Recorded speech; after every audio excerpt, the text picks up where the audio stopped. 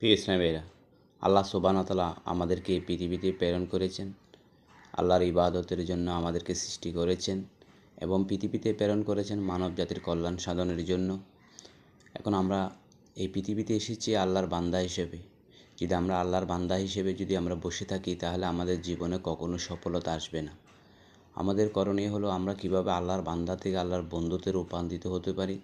যারা মহিলা রয়েছেন তারা কিভাবে আল্লাহর বন্ধু থেকে বান্দিনী থেকে কীভাবে আল্লাহর বন্ধু হওয়া যায়, সেই দিকে আমাদের এগিয়ে যেতে হবে। এখন শীত মৌসুম, যেহেতু আমাদের প্রেরণের উদ্দেশ্য আল্লাহ জানিয়ে দিয়েছেন মানব জাতির কল্যাণ। শীতের মৌসুমে অনেক অসহায় মানুষ রয়েছে যাদের হাত পা পেটে চোখের হয়ে গেছে। টাকার অভাবে একটা ভ্যাসলিন কেনার সামর্থ্য নেই।